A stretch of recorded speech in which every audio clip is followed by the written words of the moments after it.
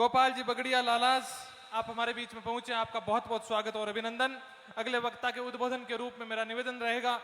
राजेंद्र जी do किया कुचेरा से आप आए और संक्षिप्त में अपना उद्बोधन इस मंच के माध्यम से हमारे बीच में रखें। राजेंद्र जी डू किया कुचेरा से।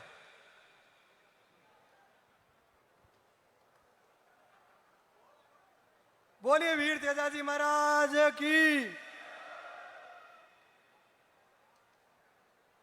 नागौर जिला मुख्यालय पर इस जन आक्रोश रैली के अंदर पधारे हजारों की तादाद में मेरे पिता तुल्य बुजुर्गण और देश की नींव मजबूत करने वाले मेरे युवा साथी, माताओं बहनों, प्यारे भाइयों, मैं सबसे पहले इस राजस्थान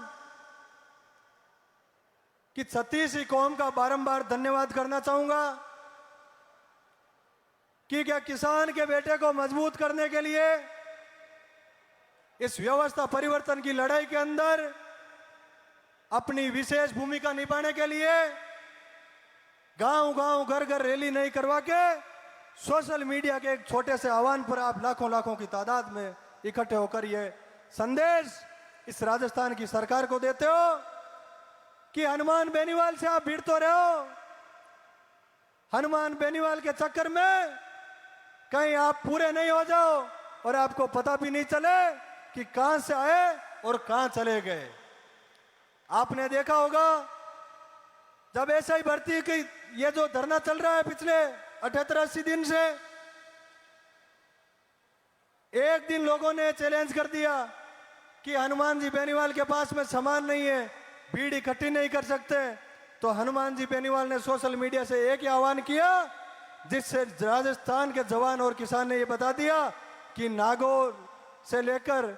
जयपुर की सड़कों तक और जयपुर की सड़कों को पूरी तरीके से जाम करने का काम इन युवा साथियों ने किया। मैं लंबी चौड़ी बात नहीं करूंगा। इस व्यवस्था परिवर्तन की लड़ाई के अंदर हमारे विशेष मुद्दे कि राजस्थान के अंदर ये कौन सा गुंडा राज चल रहा है और विशेषकर नागौर के अंदर ये जो भूमाफिया पनपे, नागौर के अंदर जो गुंडागर्दी चल रही है। दुर्भाग्य इस बात का है कि नागौर के अंदर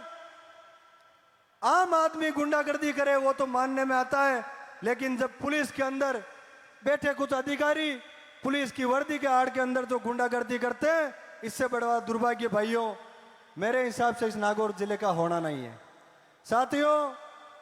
मैं आपको बता देना चाहता हूं कि जो लोग कहते हैं कि हम हनुमान की मिट्टी मिला देंगे, तो मैं आपसे बात कहना चाहूंगा कि जो लोग मिट्टी मिलाने के लिए चले थे उनकी नागौर की जनता ने 4 बार तो मिट्टी मिला दी, इससे ज्यादा मिट्टी आपकी नहीं मिल सकती भाई। अभी आपने देखा होगा कुचेरा के अंदर नगर पालिका का एक छोटा सा उपचुनाव था और उस उपचुनाव के अंदर में यहां पर वो बेटी आई हुई है सोनिया रेगर, जो दलित समाज की बेटी है, और उस वार्ड के अंदर बड़ी मजे वाली बात ये 400 वोट थे, 2 ही जातियां थी और हर जाति के घर के अंदर कुचेरा नगर पालिका का चेयरमैन और आपके खींवसर के विधायक वहां आकर बोलते हैं कि आपको जनहित में वोट करना है। अरे तो भाई थाको जनहित आई वार्ड में अटक गो गई, विकास करो तो और इतना लंबो चौड़ो खींवसर है। और उस चुनाव के अंदर कुचेरा की जनता ने यह मानस बना लिया कि इस बार दलित परिवार की और आरएलपी की जो बेटी खड़ी हुई है उसको निश्चित रूप से जिताकर नगर पालिका के अंदर भेजने का कुचेरा की जनता ने काम किया। तो इससे आप अंदाजा लगा लो कि कुचेरा की जनता ने जब इन बौखलाए हुए नेताओं को बाहर निकालने का काम शुरू कर दिया तो आपको डरने की आवश्यकता नहीं है, आप तो मजबूती से खड़े रहना। कुचेरा के अंदर ईंट से ईंट बजाने का काम कुचेरा की 36 कौम करके इस नगर पालिका चुनाव के अंदर आपको बता देंगे कि कुचेरा की जनता क्या चाहती है। उसके बाद में सारा काम आप लोगों का रहेगा, व्यवस्था परिवर्तन आप लोगों को करना पड़ेगा। ना तो आपको किसी से डरने की आवश्यकता है, ना किसी से घबराने की आवश्यकता है। अभी 2 दिन पहले कुचेरा के अंदर मेरे एक बड़ी घटना हुई थी, मैंने भाई साहब नारायण जी से बात भी की थी कि जो कुचेरा के अंदर ये बिजली के जो खंभे लगे हुए थे, आप बात को बड़ी गौर से सुनना। बिरलोका का राव समाज का लड़का और बाइक से जब अपने घर जाता है, गलती से उस खंबे के बाइक से टक्कर लग जाती है और खंबा सीधा का सीधा उस युवक के ऊपर गिर जाता है और उसकी मौके पर मौत हो जाती है। वहां के लोगों से, वहां के नेताओं से जब बात करने का प्रयास किया तो उनका एक ही जवाब आया कि उसको उस खंबे के पास में जाना ही नहीं था। बड़ा दुर्भाग्य है कि जो नेता राजस्थान बदलने की बात कर रहे हैं, अरे उनसे हमारा कुचेरा नहीं बदल रहा। जब राजस्थान कब बदलोगे मेरे भाई? कुचेरा बदल के दिखा देना, हम आपको मान लेंगे कि आप राजस्थान बदल सकते हो। आप सब यहाँ पधारे, आप सबका बहुत बहुत धन्यवाद। हमेशा आपके लिए लड़ाई लड़ेंगे।